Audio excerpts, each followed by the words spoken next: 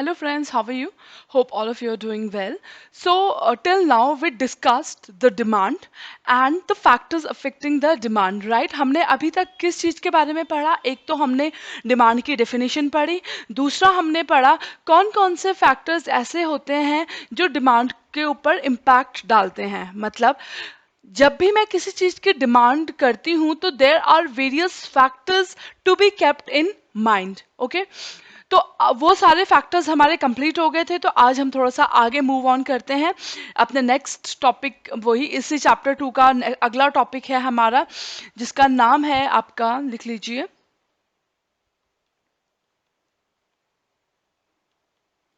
Expansion and contraction in demand.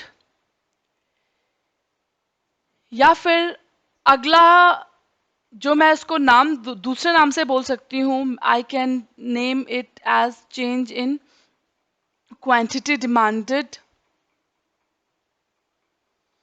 Okay, या फिर मैं इसको एग्जाम में ये किसी भी नाम से आ सकता है, मैं इसको एक और चीज बोल सकती हूँ, movement along the same demand curve.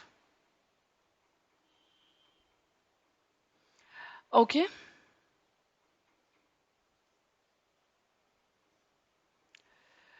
तो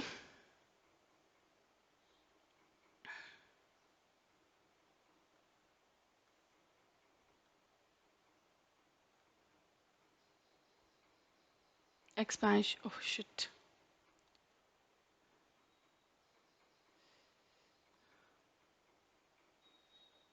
expansion and contraction in demand, change in quantity demanded भी बोल सकती हूँ मैं इसको, या फिर मैं उसको movement along the same demand curve भी बोल सकती हूँ। अब आप बोलोगे मैम इतने सारे हमें हेडिंग याद कैसे होंगी कि एक चीज को ये भी बोल सकते हैं, ये भी बोल सकते हैं। तो रटने की इसमें जरूरत नहीं है, मैं आपको लॉजिकल पॉइंट एक्सप्लेन करूंगी जिससे आपको खुद ब खुद समझ आ जाएगा कि ये एक्सपेंशन क्यों बोला जा रहा है इसको, या चेंज इन क्वांटिटी डिमांडेड क्यों बोली जा रही है, या फिर movement along the same demand curve इसको क्यों बोला जा रहा है। ओके, चलो तो डिस्कस करते हैं। सबसे पहले we will understand the meaning of expansion and contraction. What is the meaning of expansion and contraction? तो एक डिफरेंस के फॉर्म में लिख लेते हैं, expansion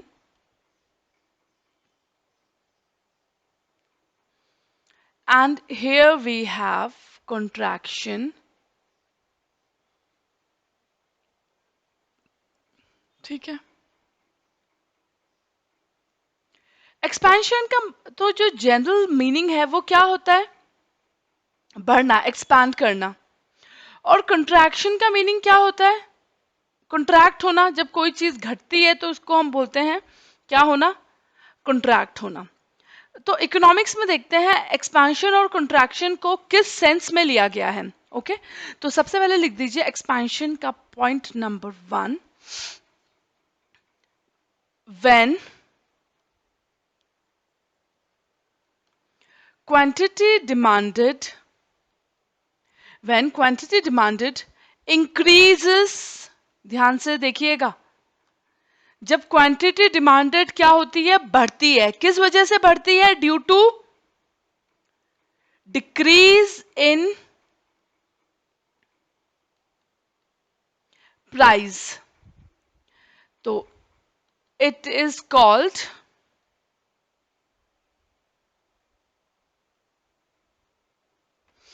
called expansion of demand.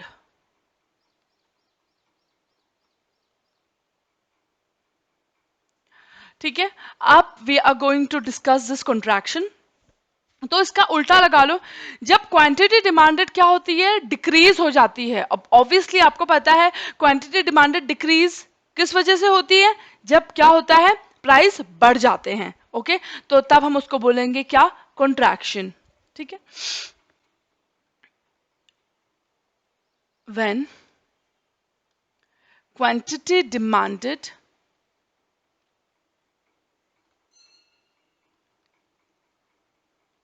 decreases due to increase in price, तो फिर it is called as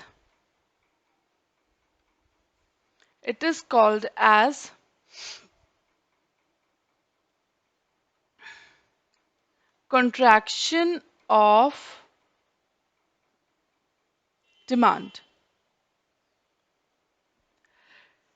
ठीक है. एक्सपेंशन ऑफ डिमांड के पीछे रीजन क्या है? Decrease in price. और कंट्रैक्शन के पीछे रीजन क्या है?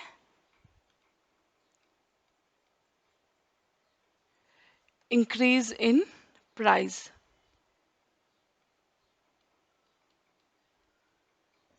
Okay.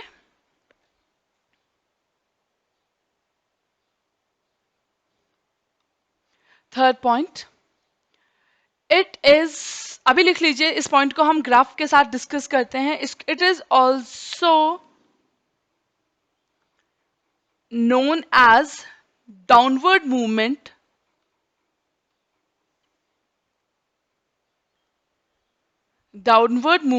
on the same demand curve, on the same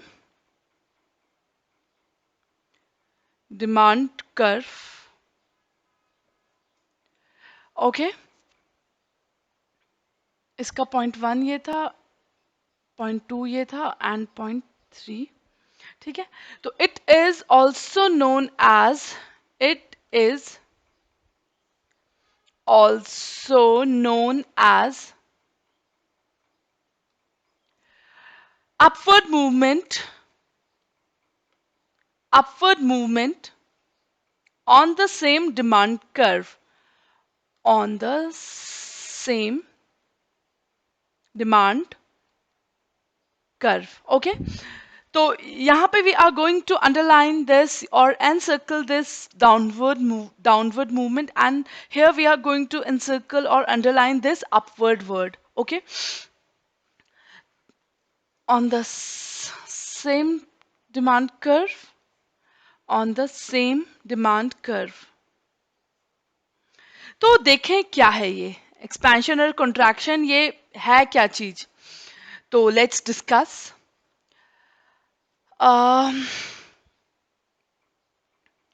तो सबसे पहले we are going to discuss this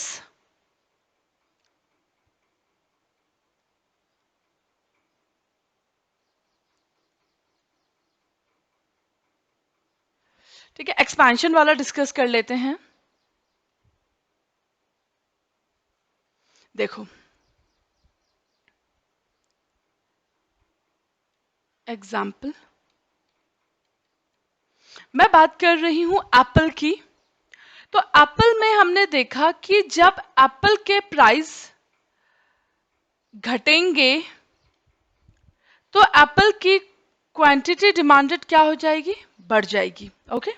this is known as expansion in demand. Okay. उसके बाद देखिए,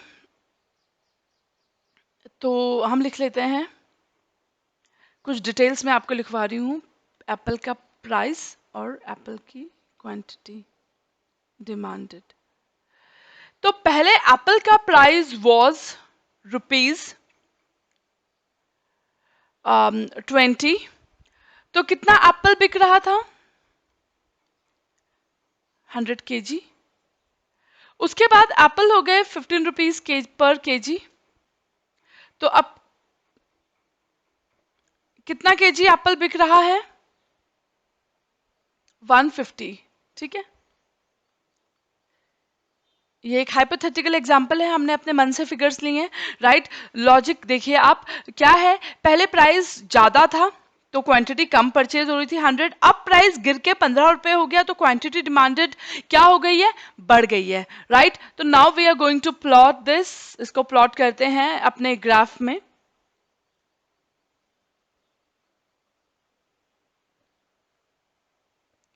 देखिए,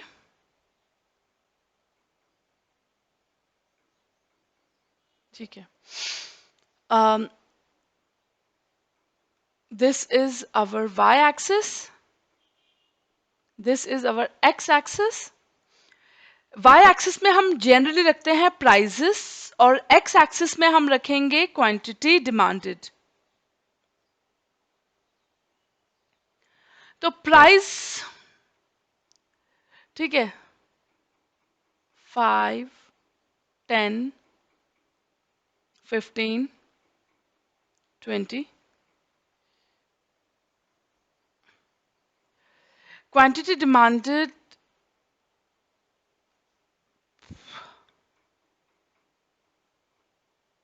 क्वांटिटी डिमांडेड की फिगर्स लिख देते हैं हम. ये हमारी 150 थी.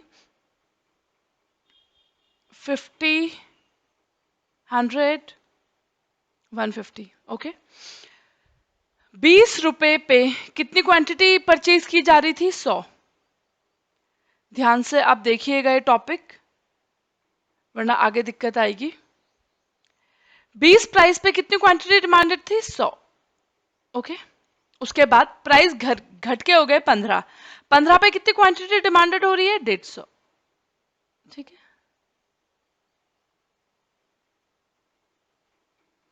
तो वी हैव these 2 पॉइंट्स, और इन 2 पॉइंट्स को अगर मैं ज्वाइन कर दूं तो ये मेरा आ गया डिमांड कर्व. ओके. तो हमने क्या देखा? पहले मेरा डिमांड कर्व ये था पॉइंट, ठीक है, दिस पॉइंट ए. अगला पॉइंट मेरे को मिला बी. इसका मतलब मेरा स्विच ओवर हुआ है, मूवमेंट हुई है from point A to point B. देखो ना, पहले 100 क्वांटिटी डिमांड थी, अब कितनी क्वांटिटी डिमांडेड हो रही है? 150. राइट. मेरी मूवमेंट हो रही है from point A to point B. इसका मतलब क्या ये क्यों, किस वजह से हुई है? Due to increase in demand. और मूवमेंट आपने कैसे देखी है? डाउनवर्ड मूवमेंट देखी ना. राइट. तभी तो हमने लिखा था क्या, डिक्रीज इन प्राइस की वजह से आप क्या देखेंगे? Downward movement on the same demand curve. एक ही डिमांड कर्व में आपने क्या देखी? डाउनवर्ड मूवमेंट देखी. राइट. क्योंकि प्राइस गिरे, डाउनवर्ड मूवमेंट हुई प्राइस में, तो क्यों हुई? सॉरी, जब प्राइस में डाउनवर्ड मूवमेंट हुई तो उसकी वजह से हमारा क्या हुआ? क्वांटिटी डिमांडेड क्या हो गई? बढ़ गई. ओके. तो दिस वाज आवर एक्सपेंशन.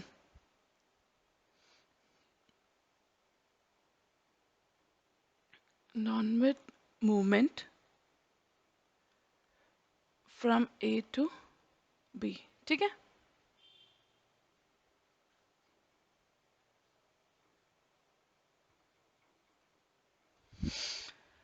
चलो अब हम देख लेते हैं कॉन्ट्रैक्शन का एग्जाम्पल.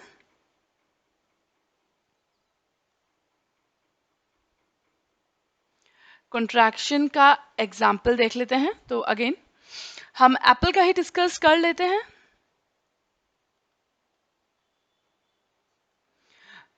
आपको पता है अगर एप्पल के प्राइसेस बढ़ेंगे तो एप्पल की जो क्वांटिटी डिमांडेड है वो क्या होगी? घटेगी. ठीक है. एक तरफ लिख देते हैं प्राइसेस, एक तरफ हम लिख देते हैं क्वांटिटी डिमांडेड. ठीक है. तो प्राइस है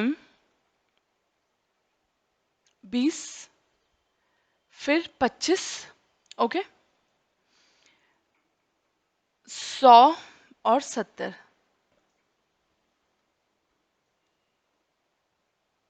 सॉरी, 100 kg. देखो पहले एप्पल के प्राइस कम थे, देखो ना, कम 20 रुपए. तो कितना केजी एप्पल बिक रहा था? 100 केजी. राइट. अब एप्पल के प्राइसेस क्या हो गए हैं? बढ़ गए हैं. तो ऑब्वियसली प्राइस बढ़ने से ये तो एक किसी को भी पता हो सकता है, कोई भी बता सकता है इसका आंसर, कि जब प्राइस बढ़ेंगे तो क्वांटिटी डिमांडेड क्या हो जाएगी? कम हो जाएगी. लोग कम चीज खरीदेंगे अब. क्यों? क्योंकि प्राइसेस क्या हो चुके हैं? बढ़ चुके हैं. ओके. तो इसको हम ग्राफ में प्लॉट करते हैं.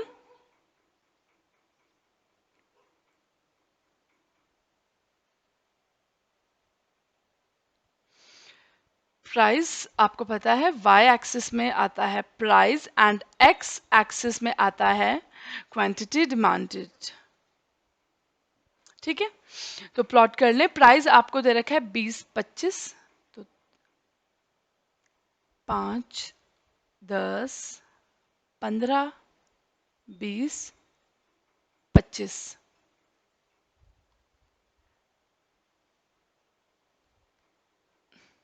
Y axis quantity demanded, right, 50 से शुरू कर लेते हैं। 50, ये तो आपका एक्सिस 0 होगा, राइट, आपका जो ये मिड पॉइंट होता है दिस इज 0। 50, 60, 70, 80, 90, 100। ठीक है, तो let's get started, let's start plotting this. 20 रुपए में कितनी क्वांटिटी डिमांडेड थी? 100। 20 में कितनी क्वांटिटी डिमांड हो रही थी? 100।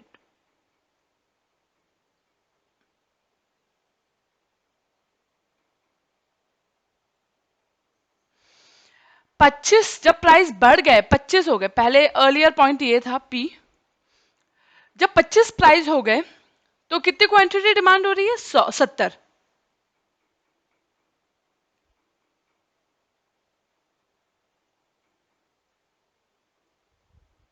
ओके, ये क्यू। ठीक, तो now we have these 2 points. अगर हम इन दोनों पॉइंट को ज्वाइन कर दे तो हमें एक ग्राफ मिलेगा, डिमांड कर्व मिलेगा।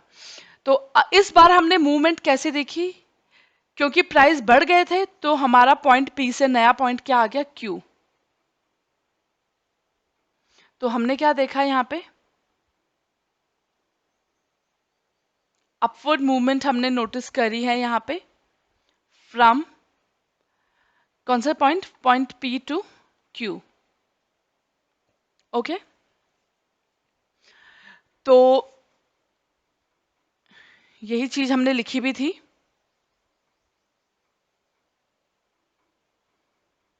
क्योंकि इंक्रीज इन प्राइस हो रहा है और उस वजह से हम क्या देखते हैं? Upward movement on the same demand curve. देखा आपने?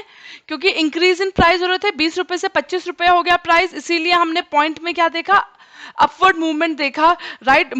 इस डिमांड कर्व में कैसे मूवमेंट दिख रही है आपको? Upward movement. पॉइंट पी से किस तरफ मूव कर गया है? क्यू की तरफ मूव कर गया है।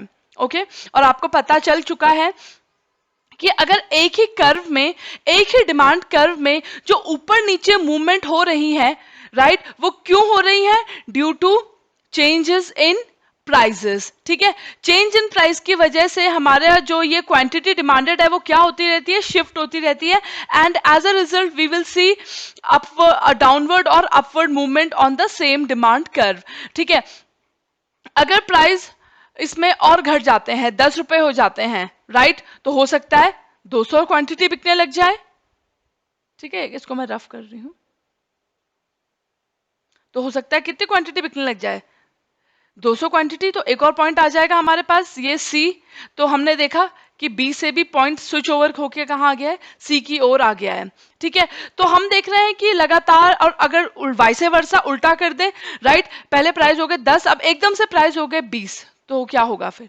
20 प्राइस होंगे तो लोग क्वांटिटी अपनी कम कर देंगे, तो वापस क्वांटिटी कितनी खरीदने लग जाएंगे? 100। तो वापस सी से किस मूवमेंट आ जाएगी? ए की तरफ मूवमेंट आ जाएगी। ओके,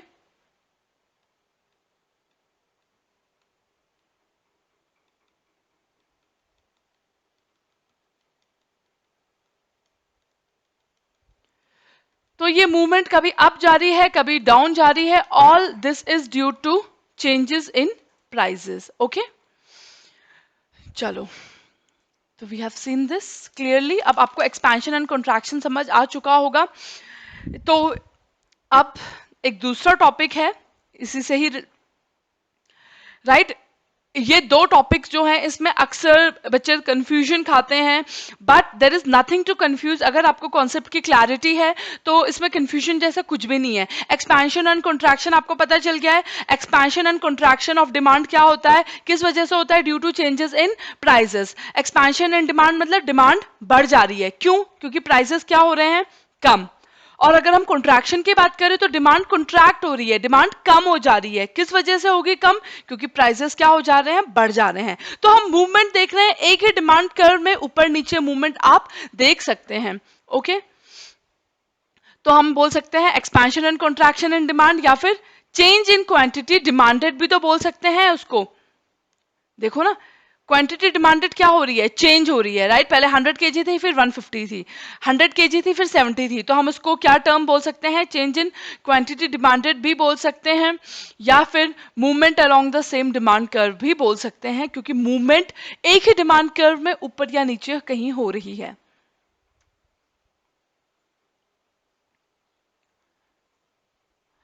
नेक्स्ट इज आवर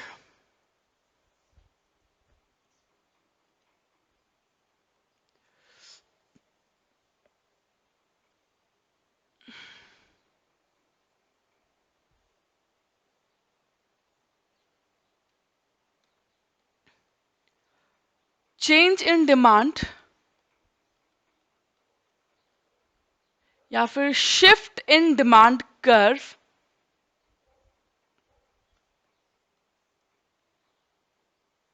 या फिर increase and decrease in demand.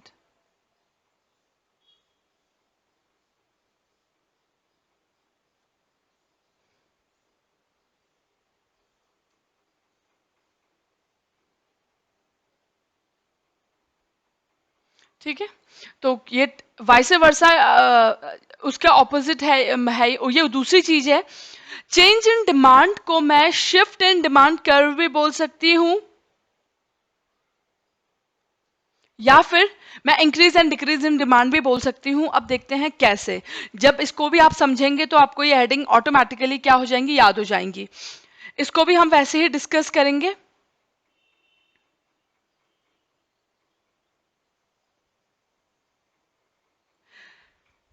Difference लिख के सबसे पहले इस तरफ हम लिखते हैं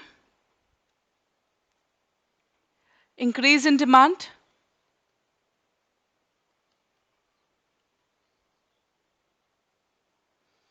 इस तरफ हम लिखेंगे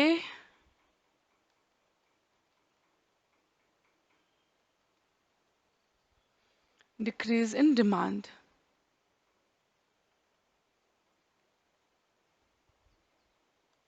ठीक है, तो इंक्रीज इन डिमांड क्या होता है, तो लिखिए when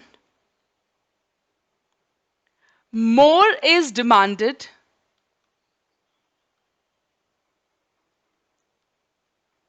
at same price due to change in factors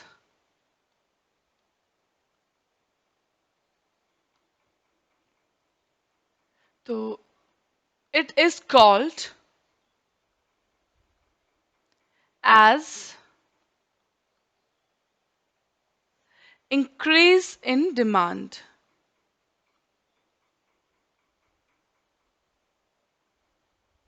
When more is demanded at same price due to change in factors, it is called as increase in demand. Now decrease in demand, when less is demanded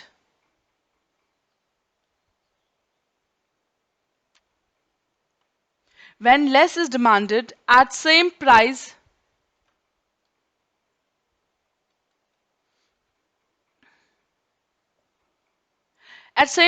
due to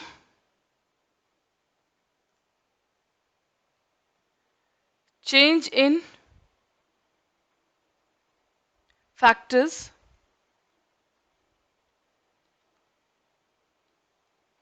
it is called as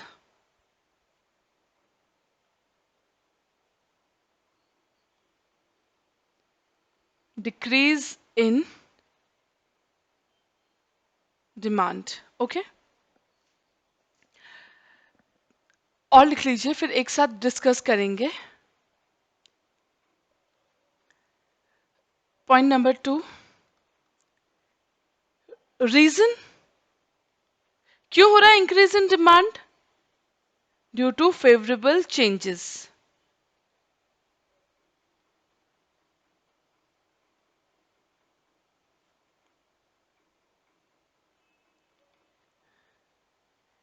decrease in demand क्यों हो रहा है, due to unfavorable changes.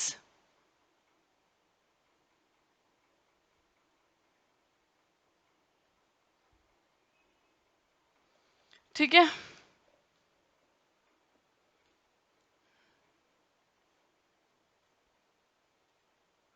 इन जैसे कि example, income decreases resulting in less demand. Hope you all of are writing along with me. ठीक है, बहुत ज़रूरी है, साथ साथ लिखते रहिए, तभी आपको अच्छे से समझ भी आएगा एंड आप इसको रिटेन भी कर पाएंगे. It causes, third point, rightward shift in demand curve. इन दोनों को कंपेयर करके पढ़ेंगे. जो पहले हमने लिखा था एक्सपेंशन एंड कंट्रैक्शन, अब हमने लिखा है इंक्रीज एंड डिक्रीज. तो ये जो दोनों कॉन्सेप्ट है, राइट, इन दोनों को हम कंपेयर करके पढ़ेंगे तो हमें ये टोटली क्लियर हो जाएगा. उसके बाद अगर क्लियर है तो एज सच, या कभी आपने इसको नहीं भी पढ़ा तो आपको तब भी याद रहेगा. It causes leftward shift in demand curve.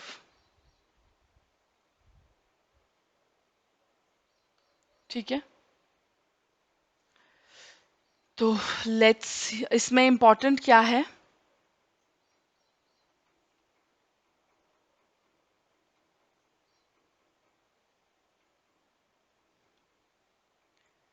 Other factors will change.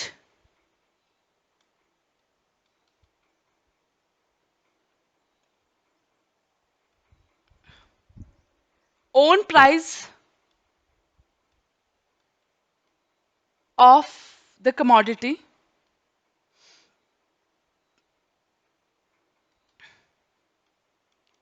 will remain constant.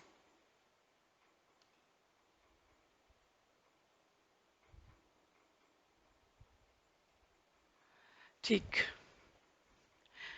तो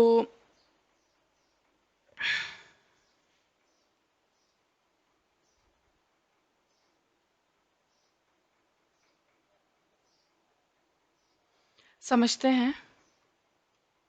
एग्जाम्पल,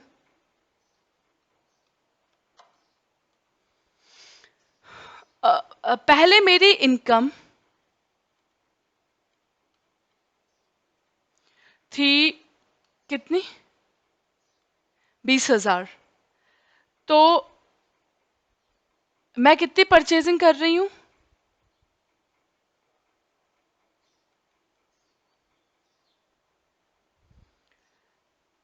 200 रुपीज के एप्पल ले रही हूं.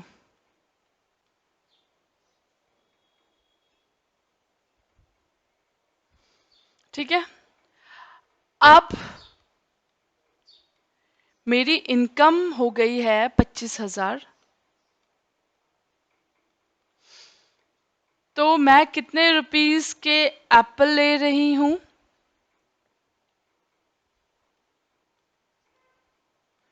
400 रुपीज के मैं क्या ले रही हूं, एप्पल. ठीक है, अब यहां पे एक चीज आप देखिए, एप्पल की डिमांड बढ़ गई है, राइट. 200 से 400 हो गई है, एप्पल की डिमांड बढ़ गई है. किस वजह से बढ़ी एप्पल की डिमांड? क्यों एप्पल के प्राइस गिरे? नहीं, प्राइस की तो यहाँ पे कहीं भी बात नहीं हुई है. यहाँ पे हमारी क्या बढ़ गई है, इनकम बढ़ गई है, राइट. तो जब देखो, पहले हमने किसकी बात करी, पुराने वाले चीज, उसमें देखिए एक फटाफट, पहले हम बात कर रहे थे दो चीजों की, प्राइस और क्वांटिटी डिमांडेड की. ठीक है, तो हमें जनरली एक रूल पता था कि प्राइस बढ़ेंगे तो क्वांटिटी डिमांडेड कम होगी, और दूसरी चीज, प्राइस घटेंगी, अगर प्राइस कम होंगे तो क्वांटिटी डिमांडेड क्या होगी, बढ़ेगी. ये रूल हमें पता था. ठीक है, तो ये इस चीजों को हम बोलते थे expansion and contraction in demand, right. क्योंकि रिलेशनशिप होता था किन दो चीजों के बीच में, between quantity demanded and it's price. हमने देखा था ना, डिमांड कई सारे फैक्टर्स थे जो डिमांड को इफेक्ट करते थे, याद करो। एक था प्राइस ऑफ द कमोडिटी, फिर था आपका income, price of related goods, फिर था आपका कंज्यूमर एक्सपेक्टेशंस। ठीक है, बहुत सारे फैक्टर्स हमने पढ़े थे, जो फैक्टर्स डिमांड को क्या करते हैं, डिटरमिन करते हैं, डिमांड के ऊपर इंपैक्ट डालते हैं। ठीक है, तो अगर हम सिर्फ प्राइस ऑफ द कमोडिटी की बात करें, किस किस के बीच में रिलेशन देखें, price of the commodity and demand, right. तो वो चीज किस कैटेगरी में फॉल करेगी, एक्सपेंशन एंड कॉन्ट्रैक्शन। ठीक है, और वैसे भी हमने लॉ ऑफ डिमांड में भी पढ़ा था, आपने पढ़ा भी होगा। प्राइस ऑफ द कमोडिटी में हमने क्या पढ़ा था, सेटेरिस पैरिबस। सेटेरिस पैरिबस का मतलब क्या होता है, other factors will remain constant, हम अदर फैक्टर्स को नहीं छेड़ेंगे, राइट। तो हमने कैसा रिलेशन देखा था प्राइस ऑफ द कमोडिटी और उसकी डिमांड के बीच में, इनवर्स। देखो ना, प्राइस ऊपर जा रहा है तो क्वांटिटी डिमांडेड नीचे आ रहा है, उसी प्रकार से प्राइस अगर नीचे जा रहा है तो क्वांटिटी डिमांडेड ऊपर आएगी, राइट। इनवर्स रिलेशन दिख रहा है आपको। ठीक है, तो हमने इनवर्स रिलेशन देखा। ये इनवर्स रिलेशन तभी गुड होल्ड करता था when other factors were kept constant, right. ये मैंने आपको समझाया भी था उस लेक्चर में। और अगर हम अदर फैक्टर्स को छेड़ देंगे तो हो सकता है जो ये इनवर्स रिलेशन आ रहा है ये डिस्टर्ब हो जाए, राइट। अब ये इनवर्स रिलेशनशिप ना रहे। ठीक है, तो जब भी अदर फैक्टर्स चेंज होंगे, राइट, जब भी अदर फैक्टर्स चेंज होंगे और उनकी वजह से डिमांड के ऊपर कुछ इंपैक्ट पड़ेगा तो हम उसको बोलेंगे चेंज इन डिमांड। ठीक है, आप ध्यान रखिए, बोलेंगे चेंज इन डिमांड, जबकि पहले हम क्या टर्म यूज कर रहे थे ऊपर, एक्सपेंशन और कॉन्ट्रैक्शन के टाइम पे हम क्या यूज कर रहे थे, चेंज इन क्वांटिटी डिमांडेड। ठीक है, तो एक्सपेंशन एंड कॉन्ट्रैक्शन किस वजह से होता था, due to change in prices. ठीक है, तो हमने देखा प्राइस की चेंज होने की वजह से क्वांटिटी डिमांडेड क्या हो रही थी, चेंज हो रही थी, राइट। और मूवमेंट क्या रहती थी, एक ही डिमांड कर्व पे ऊपर नीचे मूवमेंट होती रहती थी, राइट। कभी पॉइंट ए है, फिर बी हो गया, फिर बी है, फिर वापस ए हो गया, तो एक ही उसमें ऊपर नीचे मूवमेंट हो रही थी, राइट। इसको हम लॉ ऑफ डिमांड भी बोलते हैं। तो लॉ ऑफ डिमांड सिंपल दो ही चीजों के बीच में रिलेशन देखता है, between price and quantity demanded, between price and quantity demanded. और and provided ceteris paribus, provided other factors to remain should remain constant, इनको हम बीच में नहीं लाएंगे, क्योंकि अगर इनको बीच में लाएंगे तो जो लॉ ऑफ डिमांड हमारा कहता है, लॉ ऑफ डिमांड क्या कहता है कि प्राइस बढ़ेंगे तो क्वांटिटी डिमांडेड क्या होगी, घट जाएगी, राइट। ये लॉजिकल रूल है, लॉजिकल लॉ है। बट अदर फैक्टर्स की वजह से जो ये रूल है ये क्या हो सकता है, ये उल्टा हो सकता है। तो हमें क्या करना है, अदर फैक्टर्स को कांस्टेंट रखना है। पर अगर अदर फैक्टर्स चेंज होते हैं तो हम उसको क्या बोलेंगे, उसके लिए एक नया दूसरा कॉन्सेप्ट हम दे रहे हैं, क्या, चेंज इन डिमांड। ठीक है, या फिर अगर मैं बोलूं कि चलो अभी वो तो हम आगे डिस्कस करेंगे। तो समझ आया, पहले एक्सपेंशन एंड कॉन्ट्रैक्शन के दौरान हम बोलते थे change in quantity demanded, but अब इंक्रीज और डिक्रीज के केस में हम क्या बोलेंगे, change in demand.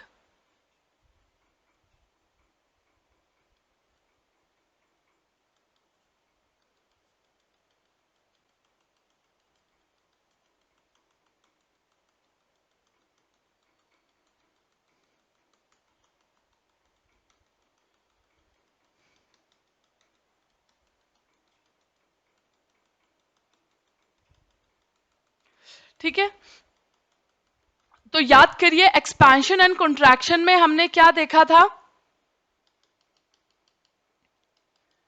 Expansion and contraction में हमने क्या देखा था, एक्सपेंशन एंड कॉन्ट्रैक्शन में हमने देखा था कि जब अगर प्राइसेस बढ़ रहे हैं तो क्वांटिटी क्या हो जाती थी, क्वांटिटी डिमांडेड घट जाती थी।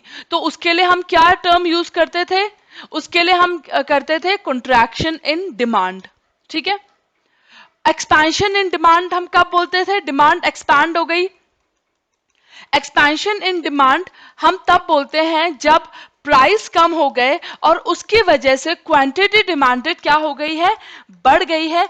अब उसको, उस टर्म को हम क्या नाम देंगे? क्या? Expansion in demand. ठीक है, तो हमने देखा प्राइस बढ़ने की वजह से, एक बार फिर से रिकॉल कर लीजिए, प्राइस बढ़ने की वजह से अगर क्वांटिटी डिमांडेड कम हो जाती थी तो दैट मींस कॉन्ट्रैक्शन। ठीक है, प्राइस घटने की वजह से क्वांटिटी डिमांडेड अगर बढ़ रही है तो उसको हम बोलते थे एक्सपेंशन, राइट? तो this expansion and contraction is related to changes in prices. Okay,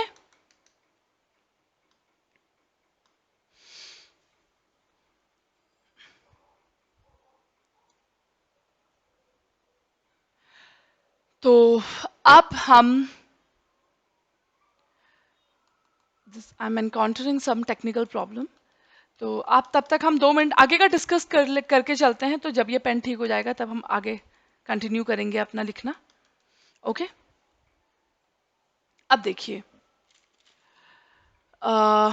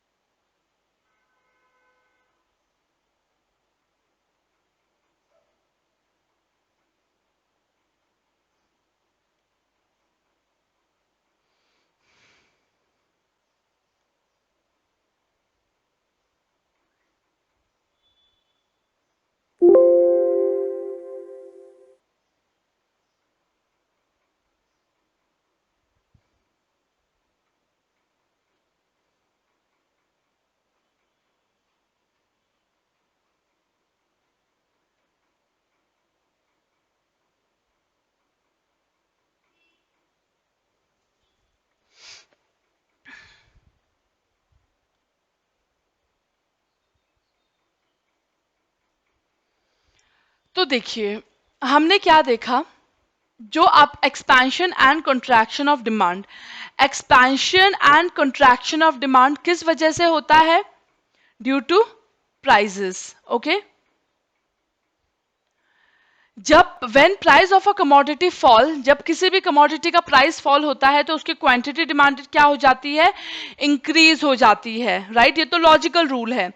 और उसी प्रकार से अगर प्राइस डिक्रीज होते हैं, प्राइस कम होते हैं, तो क्वांटिटी डिमांडेड क्या हो जाती है? बढ़ जाती है, इंक्रीज हो जाती है। तो इसी चीज को हम बोलते हैं एक्सपेंशन ऑफ डिमांड, राइट? तो एक्सपेंशन ऑफ डिमांड मतलब डिमांड एक्सपैंड हो रही है, किस वजह से होगी? Due to fall in prices। Okay, और अगर प्राइजेस बढ़ते हैं as a result of increase in prices, quantity demanded क्या होगी? घटती है। As a result of increase in price quantity demanded decreases, तो हम बोलते हैं there is contraction of demand. Okay,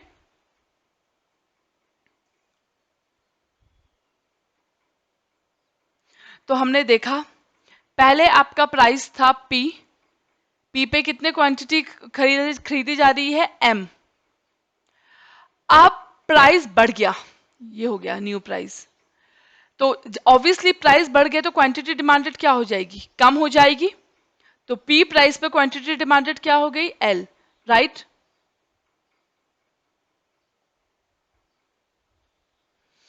P price पे क्वांटिटी डिमांडेड कम हो गई, राइट? अब पहले एम क्वांटिटी खरीद रहे थे, अब कम क्वांटिटी खरीद रहे हैं क्योंकि प्राइसेस बढ़ गए हैं, राइट? तो इसका मतलब मूवमेंट हुई है from this point to this point ना, इस पॉइंट से इस पॉइंट पे मूवमेंट हुई है। इसका मतलब ये कैसी मूवमेंट है? देखा आपने, अपवर्ड मूवमेंट, राइट? ये कैसी मूवमेंट है? अपवर्ड मूवमेंट है।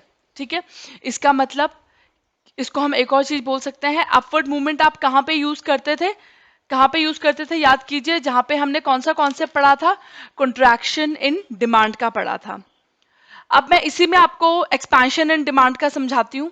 देखो, पहले प्राइस पी था, तो कितनी क्वांटिटी परचेज हो रही थी? एम। अब प्राइस घट गए हैं तो सोचो क्या होगा? जब प्राइस घट गए हैं तो क्वांटिटी डिमांडेड क्या हो जाएगी? बढ़ जाएगी ना। तो क्वांटिटी डिमांडेड एम से कहां पहुंच गई है? एन पहुंच गई है, राइट। तो इसका मतलब क्वांटिटी डिमांडेड बढ़ गई है। इसको मैं क्या बोलूंगी? Expansion in demand, right. और एक्सपेंशन इन डिमांड के केस में हमने क्या देखा? मूवमेंट इस पॉइंट से इस पॉइंट की तरफ हुई है। इसका मतलब एक्सपेंशन के केस में मूवमेंट कैसे देखेंगे आप?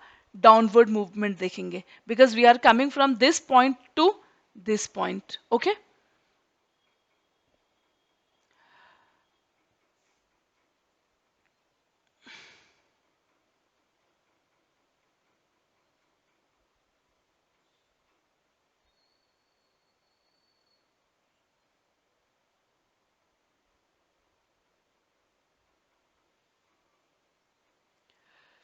ठीक है।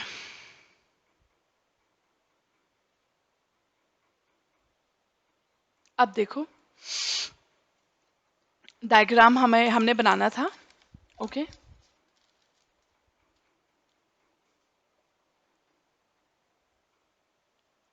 यहाँ पे साथ साथ हम लॉजिक भी लिखते रहेंगे।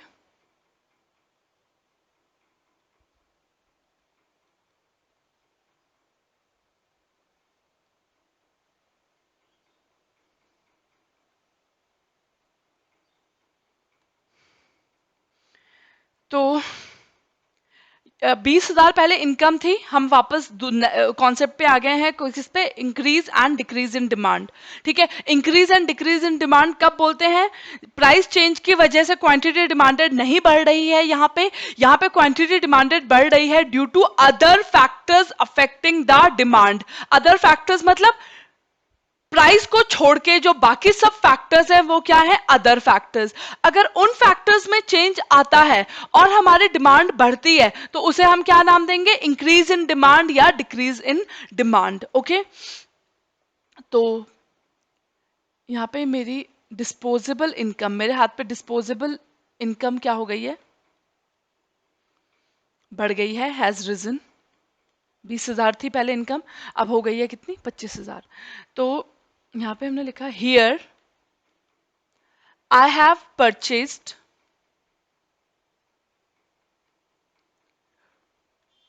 more apple not due to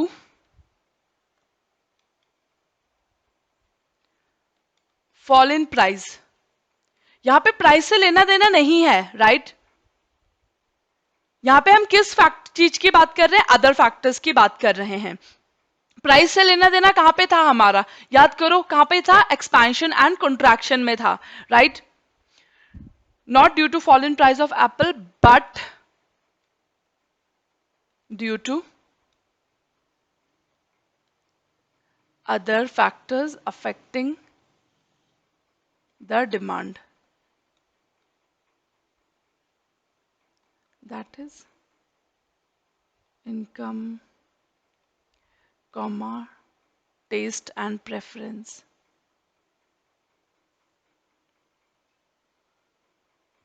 ठीक है,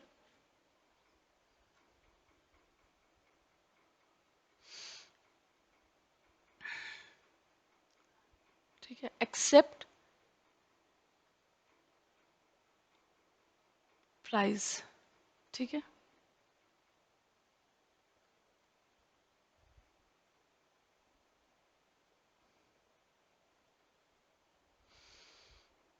ठीक है।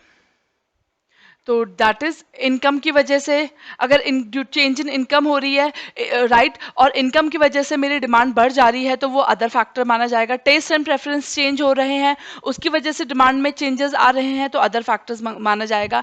बट यहाँ पे प्राइस को हमें इग्नोर करना है, क्योंकि प्राइस की बात हम कहाँ पे करते थे? कहाँ पे करते थे? Expansion and contraction, right. Price के अलावा बाकी फैक्टर्स की बात हम कहाँ करेंगे? इस increase and decrease in demand में बात करेंगे। Okay,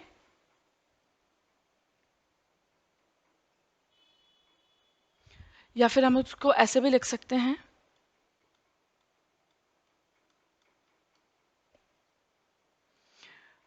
but due to here I have purchased more apple not due to fall in price of apple but due to other factors affecting the demand। ठीक है, that is, ठीक है, other factors affecting the demand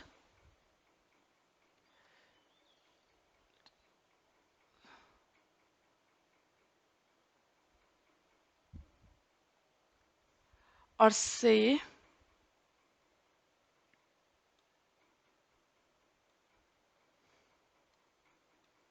all factors affecting the demand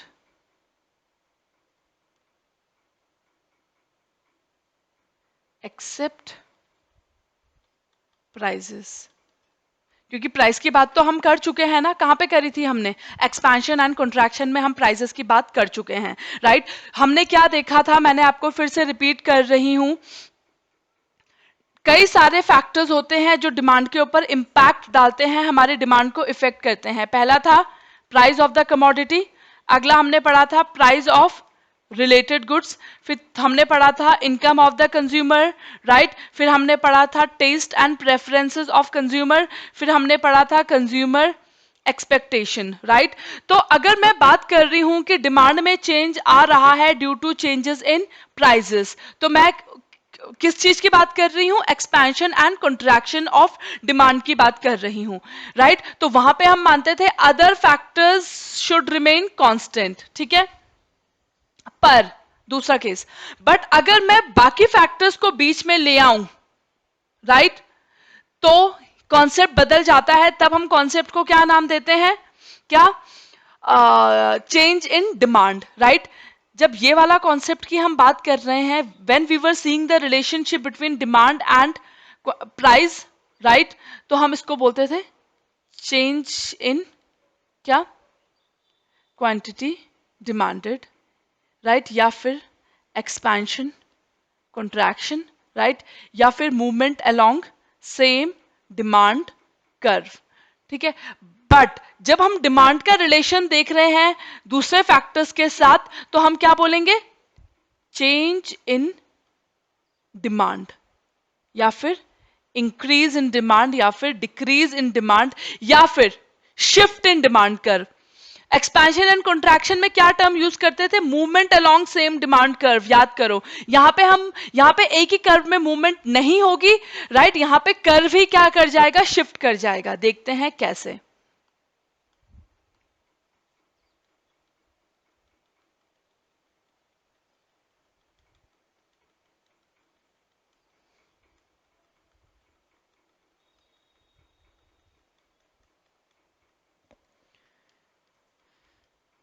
ठीक, तो basically you don't need to write this, ये मैंने आपको समझाने के लिए ही कराया था।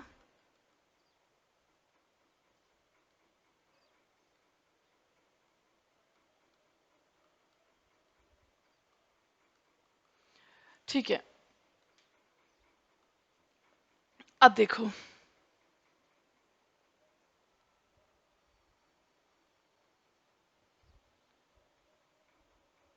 तो जो ये वाला केस है कि मेरी इनकम, यहाँ पे एप्पल की क्वांटिटी परचेज बढ़ी है, यहाँ पे एप्पल की डिमांड बढ़ी है, पर किस वजह से बढ़ी है, क्या प्राइसेस की वजह से बढ़ी है, नहीं। क्यों, क्योंकि मेरी इनकम क्या हो गई है, बढ़ गई है, राइट। तो जो ये वाला केस है, इसको मैं क्या नाम दूंगी, इंक्रीज इन डिमांड, ठीक है। तो this is known as increase in demand, समझ आया, ठीक है। यहां पे मेरी एप्पल की क्वांटिटी डिमांडेड बढ़ी है, क्यों बढ़ी है, क्योंकि due to change in income, ठीक है, not due to change in prices. अगर सपोज करो एप्पल की क्वांटिटी डिमांडेड मेरी 200 से 400 हुई, बढ़ गई, एप्पल मैंने ज्यादा खरीद लिए हैं, क्यों खरीदे, क्योंकि प्राइस क्या हो गए, गिर गए, तो मैं क्या बोलती इसको, उस केस में मैं तब बोलती उसको इंक्रीज इन क्वांटिटी डिमांडेड। समझ आया आपको, राइट। अगर जो ये एप्पल की परचेजेस बढ़ती किस वजह से, due to fall in prices, तो मैं क्या टर्म देती, इसको क्या नाम देती, इंक्रीज इन क्वांटिटी डिमांडेड। पर जो ये हमारा गिवन केस है, यहां पे एप्पल की डिमांड बढ़ी है, कि क्यों बढ़ी है, due to other factor, not due to prices, इसीलिए मैंने क्या टर्म लिया है यहां पे, इंक्रीज इन डिमांड, ठीक।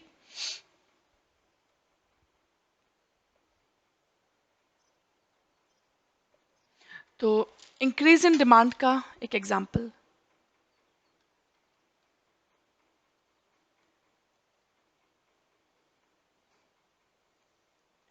ठीक है, जैसे एक ग्राफ है,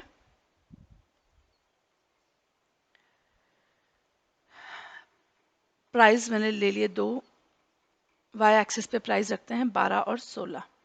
ओके, इस तरफ क्वांटिटी डिमांडेड रख दी मैंने 100 और 125। 12 रुपए प्राइस पे मैं कितने यूनिट्स परचेज कर रही थी? 100 यूनिट्स। ठीक है, 12 यूनिट जब, सॉरी 12 प्राइस था कमोडिटी का, तो मैं कितने यूनिट्स खरीद रही थी? 100। अब मेरी इनकम बढ़ गई, तो इनकम बढ़ गई है, अब मैं 12 रुपए में ही कितनी क्वांटिटी खरीद रही हूं? 125। ठीक है, देखो ना, पहले मैं 100 यूनिट्स खरीद रही थी, अब मैं 125 खरीद रही हूं। तो जनरली इंसान बढ़ी हुई यूनिट्स कब खरीदता है? जब प्राइस गिरते हैं, राइट। बट यहां पे प्राइस नहीं गिर रहे हैं, राइट। उसी प्राइस पे मैं 125 यूनिट्स खरीद रही हूं। क्यों खरीद रही हूं? क्योंकि मेरी इनकम बढ़ गई है। ठीक है, तो मेरा पुराना डिमांड कर्व तो ये था, नया डिमांड कर्व मेरा ये हो गया। तो देखा ना आपने, इंक्रीज इन डिमांड के केस में मेरा एक ही कर्व में मूवमेंट नहीं होती है, मेरा कर्व ही क्या हो जाता है? शिफ्ट हो जाता है, राइट। समझ आया आपको? राइट, मेरा कर्व ही शिफ्ट हो जाता है। तो यहां पे कर्व कैसा हुआ? शिफ्ट, राइटवर्ड शिफ्ट हुआ। ठीक है, इसका मतलब मैं उसको बोलूंगी इंक्रीज इन डिमांड।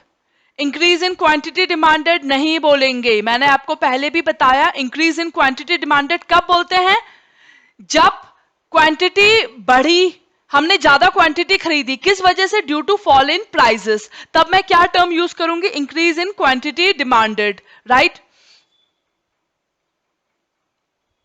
ठीक है, तो हमने क्या देखा यहां पे कि जो हमारी क्वांटिटी डिमांडेड थी वो बढ़ गई due to favourable change in other factors.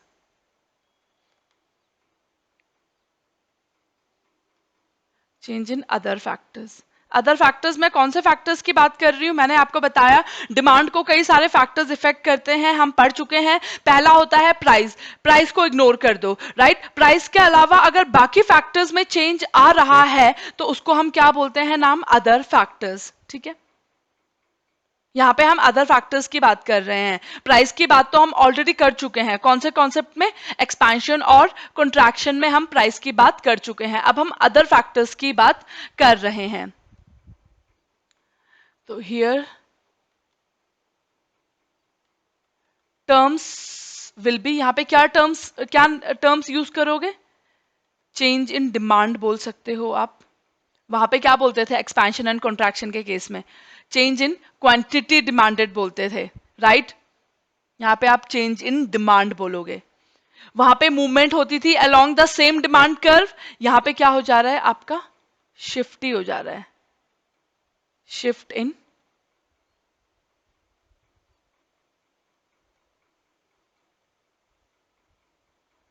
Demand curve.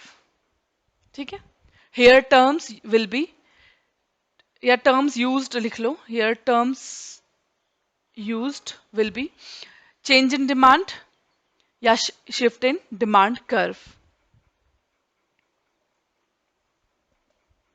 उसी प्रकार से डिक्रीज इन डिमांड का भी एग्जांपल देख लेते हैं।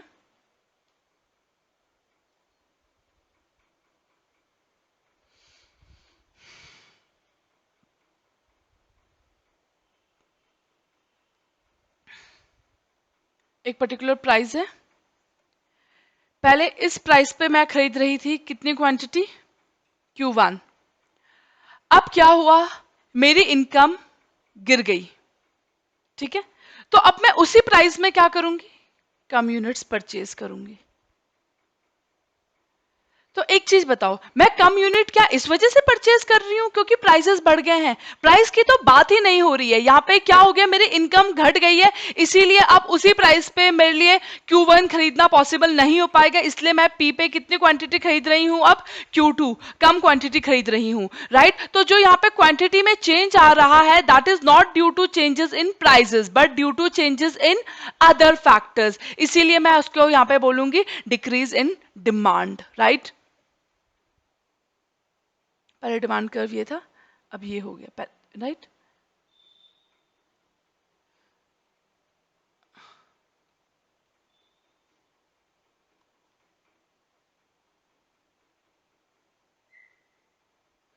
ठीक है, तो लेफ्ट शिफ्ट कर गया ना, डिमांड कर्व लेफ्ट शिफ्ट। तो लेफ्ट शिफ्ट का मतलब क्या होता है? क्वांटिटी, क्वांटिटी की यहाँ पे बात नहीं करेंगे हम, यहाँ पे बोलेंगे डिक्रीज इन डिमांड। ठीक है, क्वांटिटी शब्द कहाँ यूज करते थे? एक्सपेंशन एंड कंट्रैक्शन के केस में। क्वांटिटी शब्द का प्रयोग वहां पे होता था जहां पे हम किसकी बात करते थे? क्वांटिटी डिमांडेड चेंज हो रही है, किस वजह से? प्राइस की वजह से। ठीक है, पर यहाँ पे तो प्राइस की बात हो ही नहीं रही है, इसीलिए हम क्वांटिटी शब्द का इस्तेमाल नहीं करेंगे। ओके,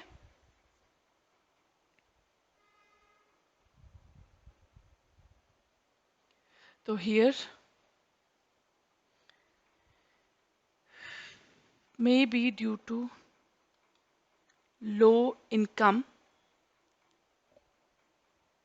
my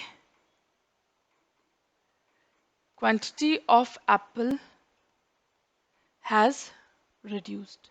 यहाँ पे प्राइजेस की तो बात ही नहीं हो रही है, क्वांटिटी कम हुई है, कम मैंने परचेज करी है, प्राइस की वजह से नहीं करी है, किस वजह से की है? Due to income. ठीक है,